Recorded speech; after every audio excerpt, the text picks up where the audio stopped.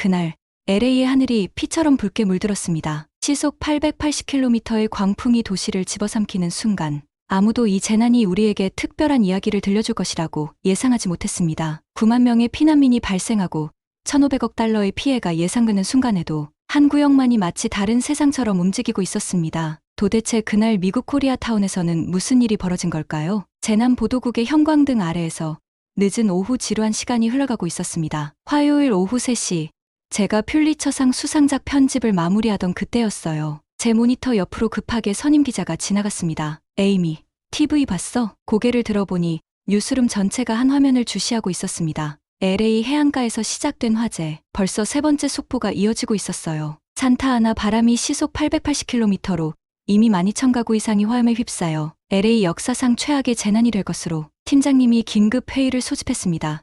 중견 기자들의 표정이 어두웠어요. 현장에 투입될 특파원을 결정해야 하는 상황.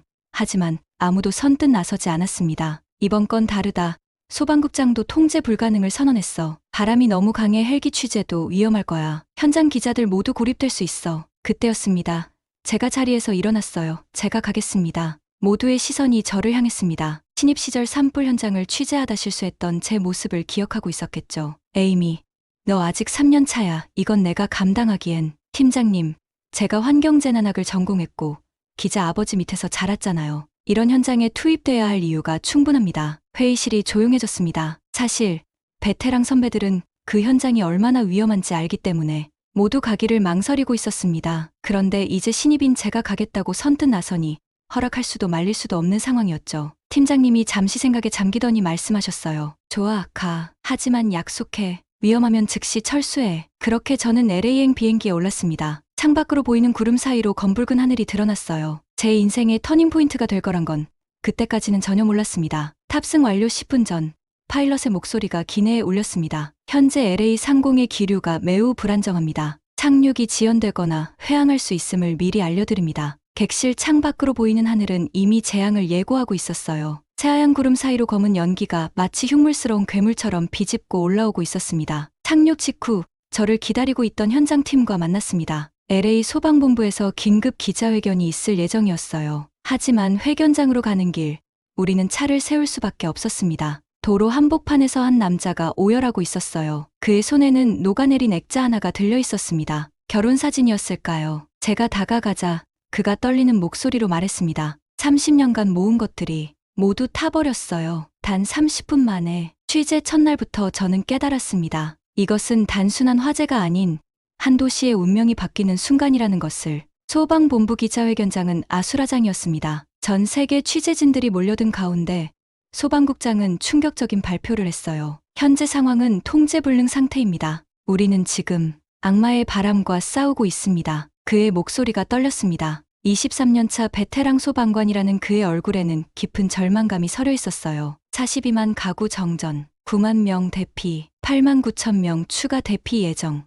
이 숫자들은 계속 늘어날 것입니다. 취재진들의 질문이 쏟아졌습니다. 대피소는 충분합니까? 현재 가동 중인 대피소는 9개, 수용 가능 인원은 700명입니다. 순간 회견장에 있던 모두가 숨죽였습니다. 9만 명의 피난민들을 위한 대피소가 고작 700명. 이건 재난이 아닌 재앙이었습니다. 그럼 나머지 사람들은 어디로 가야 합니까? 제가 질문했습니다. 소방국장은 잠시 침묵했습니다. 그의 대답은 더욱 충격적이었어요.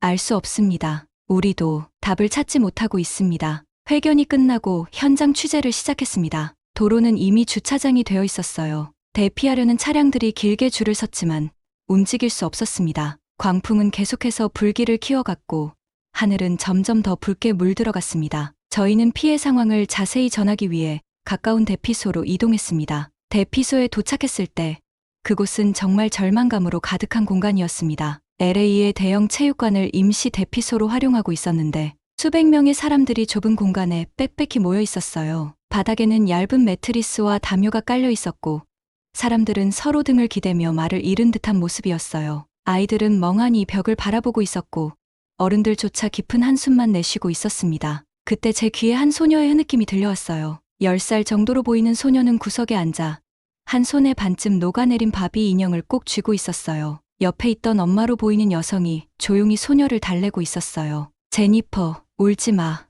곧 괜찮아질 거야. 하지만 엄마의 떨리는 목소리에서는 안간힘으로 아이를 안정시키려는 불안감이 묻어나왔어요. 이웃들과 이야기를 나눠보니 이 가족은 집이 불길에 휩싸이기 직전에 간신히 빠져나올 수 있었고 소녀가 가져온 유일한 물건이 그 바비 인형이라고 했어요. 식수와 음식도 부족한 상황이었어요. 구호 물품은 빠르게 도착했지만 대피한 인원이 너무 많아 모두에게 충분히 나눠줄 수 없었습니다. 한 주민은 이렇게 말했어요. 여기 있는 사람들 대부분이 잠깐 쉬고 다시 집으로 돌아갈 수 있을 거라고 생각했어요. 하지만 불길이 번지는 걸 보니 이제 우리 집은 사라졌다는 걸 깨달았죠. 한편 화재는 도저히 진압할 수 없는 속도로 퍼져나가고 있었어요. 웨스트우드 힐스, 산타모니카, 베벌리힐스 같은 고급 주택 지역은 이미 대부분 불길에 휩싸였고 바람은 불씨를 도시 구석구석으로 날려보냈어요. 작은 불씨는 다른 지역에서도 새로운 화재를 일으키며 상황을 더욱 악화시켰습니다. 그때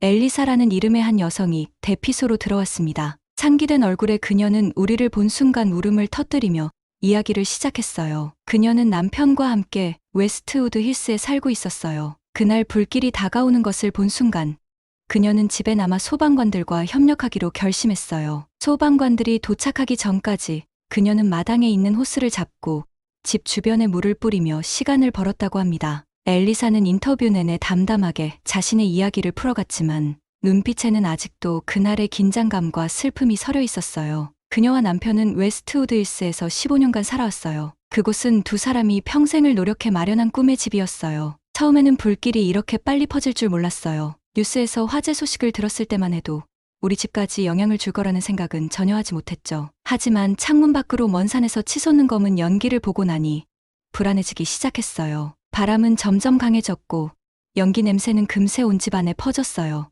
엘리사는 그 순간 남편과 함께 중요한 물건들을 챙기기 시작했어요. 결혼 앨범, 가족 사진, 여행의 추억이 담긴 하드 드라이브를 재빨리 가방에 넣었어요. 하지만 시간이 흐르면서 이웃들은 서둘러 집을 떠났고 경찰차와 소방차의 사이렌 소리는 점점 가까워졌다고 했어요. 그런데 그녀는 차마 발걸음이 떨어지지 않았어요. 엘리사는 한참을 고민한 끝에 남편에게 이렇게 말했어요. 당신은 먼저 대피소로 가요. 저는 여기 남아서 불길이 오기 전에 뭔가를 해볼게요. 엘리사의 남편은 얼마 전 사고로 목발을 사용하고 있었어요. 그래서 그녀가 남편에게 먼저 대피하라고 한 거였지요. 하지만 남편은 그녀를 혼자 두고 대피소로 떠날 수는 없어서 혼자 갈 수 없다고 하며 그녀를 바라봤어요. 그러나 엘리사의 단호한 태도에 결국 그는 어쩔 수 없이 고개를 끄덕이고 차에 올라탔어요. 몇 번이나 뒤를 돌아보며 그녀를 말리는 눈빛을 보냈지만 소용없었어요. 그녀는 남편이 떠나고 나서 정원에 있는 물호스를 집어들었어요. 도망치고 싶은 마음도 있었지만 집과 추억을 그냥 내버려둘 수 없었어요. 손에 쥔 게 호스뿐이라도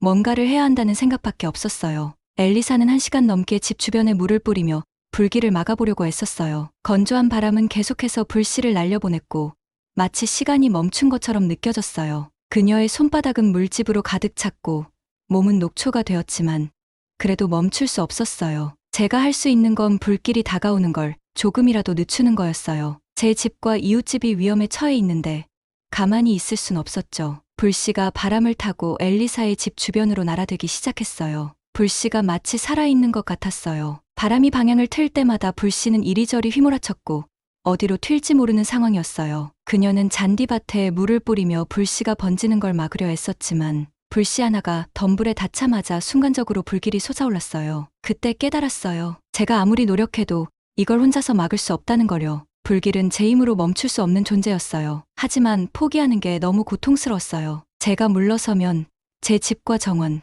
그리고 모든 기억들이 사라질 테니까요. 불길이 점점 가까워지고 바람이 강해지자 소방대원들이 엘리사에게 소리쳤어요. 여기 계시면 위험합니다. 지금 당장 떠나셔야 합니다. 소방대원의 단호한 목소리에 그녀는 멈칫했지만 불길이 코앞까지 다가온 상황에서 더 이상 버틸 수 없다는 걸 알았어요. 결국 제가 버티던 호스를 놓고 도망쳤어요. 발걸음을 옮기는데 온몸이 무너지는 것 같았어요. 차에 타서 뒤를 돌아봤을 때 불길이 이미 집에 닿아 있는 걸 보았죠. 그 순간 제 가슴이 무너져 내렸어요. 차를 몰고 대피소로 향하는 내내 엘리사는 눈물을 멈출 수 없었다고 했습니다. 하지만 그녀는 마지막으로 이렇게 말했어요. 모든 걸 잃었지만 제 생명을 지켰으니 다시 시작할 수 있을 거라 믿어요. 불길 앞에서는 도망치는 게 비겁한 게 아니라 새로운 희망을 위한 선택이니까요. 소방대원들은 모든 자원을 총동원했지만 화재 진압은 거의 불가능해 보였어요. 시속 880km에 달하는 강풍이 모든 진화 작업을 방해하고 있었거든요. 소방 헬기에서 물을 쏟아부어도 바람이 물을 흩어버려 효과가 없었어요. 한 소방대원은 지금 우리는 불과 싸우는 게 아니라 그냥 불길에서 도망치고 있는 거나 다름없어요. 이런 화재는 우리 힘으로 통제할 수 있는 수준이 아닙니다라고 말했어요. 헬기에서 내려다본 도시는 그야말로 전쟁터 같았어요. 수십만 명의 사람들이 집을 떠나 대피했어요. 도로는 피난민들로 가득했고 차량들은 꼼짝도 못한 채 교차로에 멈춰 서 있었어요. 사람들이 걸어서라도 대피하려는 모습이 곳곳에서 보였어요. 갓난아기를 안고 뛰는 어머니, 휠체어를 밀며 대피하는 가족, 반려동물을 안고 이동하는 주민들까지 모두가 소중한 것을 지키기 위해 애쓰고 있었어요. 도시의 일부는 정전이 되었어요. 가로등과 신호등이 꺼지면서 대피 과정은 더 혼란스러웠어요. 밤에도 도시를 비추던 불길은 끝없이 하늘로 솟아올라 어둠 속에서도 뚜렷이 보였고 구급차와 경찰차의 사이렌 소리가 계속해서 울려 퍼졌어요. 대피소는 점점 포화 상태에 가까워졌고 사람들이 지쳐가는 모습이 뚜렷이 보였어요. 대피소의 밤은 여전히 고요하고 무거웠어요. 희미한 불빛 아래 사람들은 서로 기대며 피곤한 얼굴로 잠들려 애썼습니다. 그때 멀리서 트럭의 엔진 소리가 들려왔어요. 처음에는 모두가 그 소리에 무관심했지만 점점 가까워지는 소리에 몇몇 사람들이 고개를 들기 시작했어요. 곧 어둠 속에서 헤드라이트를 밝힌 트럭들이 나타났어요. 선두에선 트럭에는 깔끔하게 코리아타운 커뮤니티라는 로고가 새겨져 있었어요. 코리아타운에서 구호 물품이 도착했습니다. 트럭이 대피소 앞에 멈춰서자 한 자원봉사자가 큰 소리로 외쳤어요. 그 외침은 무거웠던 공기를 가르며 체육관 안에 울려 퍼졌어요. 트럭 문이 열리고 안에서 물병 상자, 담요, 즉석식품, 그리고 도시락들이 차례로 모습을 드러냈어요. 코리아타운에서 보내온 물품입니다. 모두 힘내세요 라는 문구가 적힌 상자들이 어둠 속에서도 빛나 보였어요. 코리아타운의 연대와 따뜻함이 드러나는 순간이었어요. 새벽 2시가 넘었을 때에도 코리아타운의 한 식당은 환한 불빛 아래 분주하게 움직이고 있었어요. 주방에서는 한인 자원봉사자들이 따뜻한 밥과 정성 가득한 반찬을 도시락에 담고 있었어요. 식당 주인 김 씨는 밤새 도시락 500개를 준비하며 이렇게 말했어요. 코리아타운도 예전엔 어려운 시절이 많았어요. 그래서 우리는 돕는 법을 알고 있죠. 돈을 받을 생각은 없습니다. 우리도 한때는 피난민이었으니까요. 도시락 상자에는 코리아타운의 응원입니다. 힘내세요 라는 문구가 적혀 있었어요. 대피소에서 도시락을 받아든 사람들은 그 문구를 읽고 눈물을 글썽였어요. 이 음식은 단순한 도시락이 아니에요. 이건 우리를 잊지 않았다는 증거입니다. 그날 밤 코리아타운에서 온 트럭들은 대피소의 어둠을 밝히는 희망의 등불이 되었어요. 물품과 도시락이 전해질 때마다 사람들의 얼굴에는 안도의 미소가 번졌어요. 코리아타운 사람들은 정말 대단합니다. 이건 단순한 도움을 넘어 진심이 느껴져요.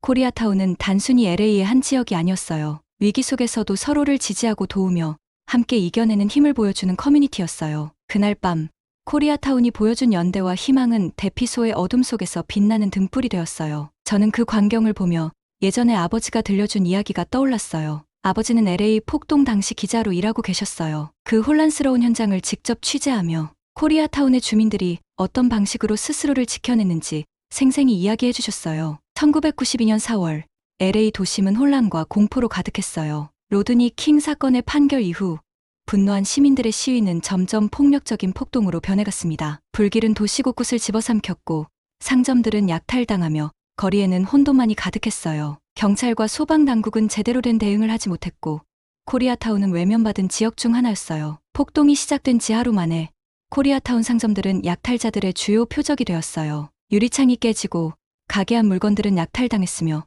화염은 멈출 줄을 몰랐어요. 한국계 주민들에게는 절망적인 순간이었죠. 경찰의 보호를 기대할 수 없는 상황에서 코리아타운 주민들은 스스로를 지키기 위해 결단을 내렸습니다. 코리아타운 주민들은 서로 연락망을 구축하며 위기를 함께 극복하기로 했어요. 가게 주인들과 지역 주민들은 총기와 방패로 무장하고 가게를 지키기 위해 밤새 거리를 지켰습니다. 우리를 지킬 사람은 우리밖에 없다는 마음으로 그들은 폭도들의 침입을 막기 위해 가게 앞에 모였어요. 당시 CNN을 비롯한 주요 언론들은 한인 주민들이 직접 가게를 지키는 모습을 보도했는데 그들은 가게 앞에 서서 무장한 채 지역을 보호했어요. 한 주민은 이렇게 말했어요. 당시 우리는 각자의 가게를 지키는 것뿐 아니라 서로를 지키는 게 중요하다고 생각했어요. 옆 가게가 약탈당하면 다음은 내 가게라는 걸 알았으니까요. 이웃들은 서로의 가게를 순찰하며 낮에는 물건을 정리하고 밤에는 함께 경계에 섰어요. 또한 지역 내 라디오 방송과 전화망을 통해 실시간으로 상황을 공유하며 긴급히 도움을 요청할 수 있는 체계를 만들었어요. 상점 주인들뿐만 아니라 젊은 세대와 어르신들까지 모두가 힘을 합쳤습니다. 가족 단위로 음식을 준비하고 필요한 장비를 공급하며 서로의 버팀목이 되었어요. 폭동은 한국계 주민들에게 큰 상처를 남겼지만 동시에 그들의 연대와 결속력을 보여주는 계기가 되었어요. 그들은 외부의 도움 없이 위기를 극복하며 코리아타운의 정신을 세상에 알렸습니다. 폭동은 한인들에게 깊은 교훈을 남겼습니다. 바로 우리 자신을 지킬 준비를 해야 한다는 것이었죠. 이 교훈은 이후 코리아타운의 성장과 체계적인 공동체 형성의 밑바탕이 되었어요. 아버지는 종종 저에게 말하곤 하셨어요. 그때 코리아타운은 단순히 이웃이 아니라 가족처럼 움직였어. 서로가 서로를 지키기 위해 물건을 나누고 정보를 공유하고 밤을 새워가며 협력했지. 그때 난 기자로서 그들의 이야기를 기록하면서 동시에 인간의 연대와 결속력이 얼마나 중요한지 깨달았단다. 그 이야기를 들으며 저는 막연히 기자라는 직업에 끌리기 시작했어요. 단순히 사건을 전하는 사람이 아니라 사람들의 이야기를 담고 그 속에서 희망과 교훈을 찾아내는 일을 하고 싶었죠. 오늘 밤 코리아타운에서 온 트럭이 대피소에 도착하는 장면을 보면서 저는 아버지가 그토록 칭찬했었던 코리아타운의 정신이 여전히 살아있다는 걸 느꼈습니다. 당시 코리아타운의 사람들은 단순히 자신을 지키는 게 아니라 공동체 전체를 지키려고 했어. 서로 음식을 나누고 정보를 공유하고 어려운 상황에서도 누구도 포기하지 않았지. 아버지는 이런 이야기를 할 때마다 당시 코리아타운의 주민들이 보여준 단합과 연대가 얼마나 감동적이었는지 강조하곤 하셨어요. 그 이야기는 단순히 과거의 한 장면이 아니었어요. 지금 이 순간 코리아타운에서 온 트럭을 보며 저는 그때의 연대와 단합이 현재에도 그대로 이어지고 있음을 느꼈습니다. 아버지의 영향을 받아 기자가 된 저는 오늘도 그 정신을 이어받아 이 재난 속에서 사람들의 이야기를 기록하고 있어요. 코리아타운에서 온 트럭이 단순히 물품을 전달하는 것이 아니라 희망과 연대의 메시지를 전하는 장면은 단순한 취재 이상의 의미를 담고 있었어요. 그 메시지는 아버지가 기록한 1992년의 이야기와 지금의 순간을 잇는 강한 연결고리였죠. 대피소로 도착한 트럭에서 도시락을 나누는 한 자원봉사자는 이렇게 말했어요. 코리아타운이란 단순히 지역이 아니에요. 우리는 항상 서로 돕고 함께 이겨내는 법을 배워왔어요. 이번에도 다르지 않습니다. 그날 밤 코리아타운에서 온 트럭은 저에게 아버지의 목소리를 다시 들려주는 듯했어요. 위기 속에서 가장 중요한 것은 바로 사람들과의 연대, 그리고 서로를 지키는 마음이라는 것을요. 하지만 그들의 따뜻한 이야기는 여기서 끝이 아니었습니다. 저는 아버지처럼 코리아타운의 한국인들이 궁금해졌습니다. 그래서 그들을 취재하기 위해 곧바로 코리아타운으로 향했습니다. 대피소가 가장 혼란스러웠던 시점에 예상치 못한 기적 같은 일이 벌어졌어요. 한인의 계좌로 익명의 기부금이 선결제로 입금된 것입니다. 총액은 무려 3억 원에 달했어요. 한인의 관계자는 놀라며 입금 출처를 확인하려 했지만 송금자 정보는 단 한 문장만 남겨져 있었어요. 이 금액이 조금이라도 도움이 되길 바랍니다. 저희 이름은 밝히지 말아주세요. 한인회는 곧바로 이 기부금을 사용해 대피소에 필요한 물품을 조달하기 시작했어요. 물, 의약품, 따뜻한 담요, 아기용 기저귀와 분유까지 필요한 물품들이 빠르게 준비되었어요. 기부금은 단순한 금전적 지원이 아니라 절망 속에 있던 사람들에게 큰 희망의 메시지가 되었어요. 익명의 기부자들은 이것으로 끝나지 않았어요. 여러 상점에서도 선결제가 이루어졌고 물품들이 차례로 코리아타운에서 대피소로 보내졌어요. 코리아타운의 작은 편의점에서 일하던 주인 박 씨는 그날 아침에도 여느 때처럼 물품 정리에 열중하고 있었어요. 화재로 인해 도시가 혼란스러웠지만 그는 어떻게든 문을 열고 필요한 물건을 주민들에게 공급하려 애쓰고 있었죠. 그런데 문이 열리며 한 남성이 조용히 들어왔어요. 남성은 말쑥한 옷차림에 다소 피곤한 얼굴을 하고 있었지만 눈빛은 결의로 가득 차 있었어요. 그는 박 씨에게 다가와 작은 종이를 내밀었어요. 종이에는 간단한 목록이 적혀 있었어요. 물, 즉석식품, 기저귀, 그리고 간단한 의약품 등이었죠. 박 씨가 그 목록을 읽고 고개를 들었을 때 남성은 이렇게 말했어요. 이 물품들로 대피소에 보낼 수 있도록 부탁드립니다. 결제는 제가 전부 하겠습니다. 박 씨는 순간 당황했어요. 모두요? 양이 꽤 많을 텐데 괜찮으시겠습니까? 남성은 가볍게 고개를 끄덕이며 웃었어요. 네, 괜찮습니다. 필요한 물품이라면 다 준비해 주세요. 제 이름은 묻지 않으셨으면 좋겠습니다. 그는 지갑을 꺼내더니 계산을 위해 박 씨에게 돈을 건넸어요. 물품의 양과 종류를 고려하면 결코 적은 금액이 아니었어요. 박 씨는 잠시 망설였지만 남성의 진지한 표정을 보고 곧 준비에 들어갔어요. 가게 직원들과 함께 목록에 적힌 물품들을 박스에 담기 시작했죠. 물병과 즉석식품이 채워진 박스는 점점 쌓여갔고 마지막으로 기저귀와 의약품 상자가 더해지자 남성은 만족스러운 표정을 지었어요. 이름은 묻지 마세요. 박 씨는 물품을 포장하며 남성에게 물었어요. 혹시 이 물품들이 어느 대피소로 갈 건지 알려주실 수 있나요?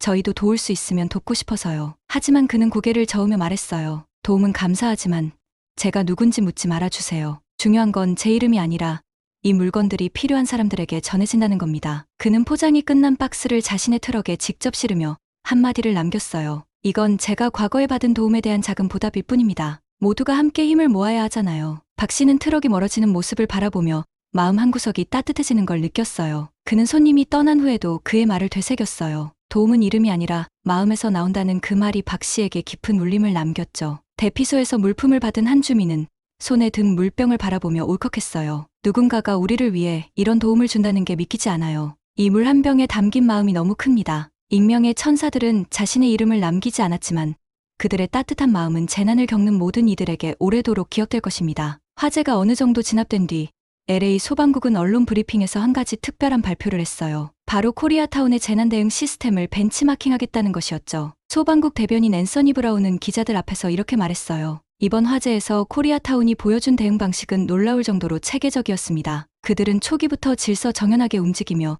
피해를 최소화했고 구호 작업에서도 효율성을 극대화했어요. 우리가 참고하고 배워야 할 부분이 많습니다. 브리핑룸은 잠시 술렁였어요. LA의 여러 지역 중에서도 코리아타운이 특별히 언급된 것은 예상치 못한 일이었거든요. 브라운 대변인은 이어서 코리아타운의 재난 대응 과정에 대해 구체적으로 설명했어요. 코리아타운은 단순히 물품을 기부하는 데 그치지 않았어요. 기부된 물품들은 한인회에서 개발한 시스템을 통해 QR코드로 실시간으로 관리되었죠. 각 물품 상자에는 QR코드가 부착되어 있었고 이 코드는 구호 물품의 수량, 종류, 그리고 배포된 장소를 정확히 기록했어요. 소방국 관계자는 이를 언급하며 이렇게 말했어요. 우리가 특히 놀란 건 그들의 데이터 관리 시스템이었어요. 대피소에 도착한 물품은 실시간으로 스캔되어 필요한 장소로 적시해 배분되었습니다. 혼란스러운 상황에서도 이러한 질서는 정말 보기 드문 일이었습니다. 코리아타운의 상점과 주민들 간의 긴밀한 네트워크도 소방국의 주목을 받았어요. 재난이 발생하자 지역 내 상점들은 즉각적으로 물자를 기부하기 시작했고 이를 한인회에서 빠르게 조율했어요. 한 소방대원은 이렇게 말했어요. 코리아타운은 단순히 한 지역이 아니었습니다. 그곳은 하나의 조직처럼 움직였어요. 그들이 서로를 돕는 방식은 우리가 앞으로도 참고해야 할 모델입니다. 한인회의 재난 대비 훈련도 중요한 역할을 했어요. 브라운 대변인은 기자회견 중 재난 대비 훈련에 대해 언급하며 코리아타운 주민들이 매년 참여했던 훈련이 이번 화재에서 얼마나 큰 효과를 발휘했는지 강조했어요. 그들은 훈련을 통해 위기 상황에서 무엇을 해야 할지 정확히 알고 있었습니다. 이런 준비성은 지역사회 전체에 큰 차이를 만들었죠. 브리핑 말미에 브라운 대변인은 이렇게 덧붙였어요. 코리아타운의 사례는 단순히 한 커뮤니티의 성공 이야기가 아닙니다. 이는 재난 상황에서 지역사회가 어떻게 협력하고 대응할 수 있는지를 보여주는 훌륭한 교훈입니다. LA 소방국은 코리아타운의 시스템을 면밀히 검토하고 이를 우리의 재난 대응 체계에 적용할 방법을 모색할 것입니다. 이 발표는 단순히 코리아타운의 성공을 인정하는 것 이상의 의미를 담고 있었어요. 그것은 코리아타운이 단순히 재난을 견뎌낸 곳이 아니라 위기 속에서 빛나는 연대와 조직력을 보여준 곳이라는 걸 세상에 알리는 순간이었죠. 그들은 위기 속에서 연대와 협력의 힘을 증명했어요. 화재라는 거대한 재난 앞에서도 코리아타운은 혼란에 휩싸이지 않았고 오히려 체계적인 대응과 따뜻한 마음으로 지역사회를 하나로 묶었어요. 한인 공동체는 물품 기부와 자원봉사에 그치지 않고 재난 상황을 위한 철저한 준비와 체계적인 관리 시스템을 통해 다른 지역에 영감을 주었어요. LA 소방국이 코리아타운의 재난 대응 방식을 벤치마킹하기로 한 것은 그들의 노력이 단순히 지역사회에 머물지 않고 도시 전체에 영향을 미쳤다는 것을 보여주는 상징적인 사례였어요. 이번 화재는 제 기자 인생에서 가장 가슴 깊이 남을 사건이 되었습니다. 저는 이곳 대피소에서 코리아타운의 따뜻한 손길을 직접 목격하며 이 지역 공동체가 보여준 힘과 연대에 깊이 감동했습니다. 물품을 나누고 대피민들을 위로하며 재난을 극복하기 위해 밤낮 없이 헌신하는 한인들의 모습은 단순히 생존을 넘어선 위대한 연대를 보여주었습니다. 미국 기자로서 저는 이번 사건을 통해 새로운 시각을 얻었습니다. 한국계 미국인들이 이 땅에 남긴 유산은 단순히 경제적 성장에 그치지 않았습니다. 그들은 이 나라의 위기 속에서 진정한 희망의 등불이 되었고 공동체가 무엇인지 몸소 보여주었습니다. 한 대피민이 한인회에서 가져온 도시락을 들고 이렇게 말했어요. 이 작은 도시락이 나에게는 삶의 새로운 시작처럼 느껴집니다. 그의 한마디는 한국인들이 보여준 선의와 희생이 얼마나 큰 영향을 미쳤는지 단적으로 보여주는 말이었습니다. 한국인 공동체가 이 땅에 남긴 가치를 기록할 수 있었던 것을 영광으로 생각합니다. 그들의 따뜻한 마음과 체계적인 대응은 재난 상황 속에서도 희망을 잃지 않게 만들어 주었습니다. 한국에서 시작된 이 정신은 미국의 여러 지역에서도 배우고 나눠야 할 소중한 유산입니다. 이번 화제를 취재하며 저는 한국에 감사하는 마음을 품게 되었습니다. 한국인들이 보여준 헌신과 연대의 정신은 단순히 이 지역을 넘어서 더 많은 사람들에게 영향을 줄 것이라고 확신합니다. 이 기사를 통해 그들의 이야기가 널리 퍼지고 그 정신이 오래도록 기억되길 바랍니다. 오늘은 미국에서 화재 현장을 직접 취재하며 느낀 에이미의 사연이었습니다. 화재로 인한 이재민의 피해 복구가 하루빨리 진행되기를 바랍니다. 지금까지 감동튜브의 지수였습니다. 구독과 좋아요, 알림 설정도 잊지 마시고요. 다음 영상에서 또 만나 뵙겠습니다. 감사합니다.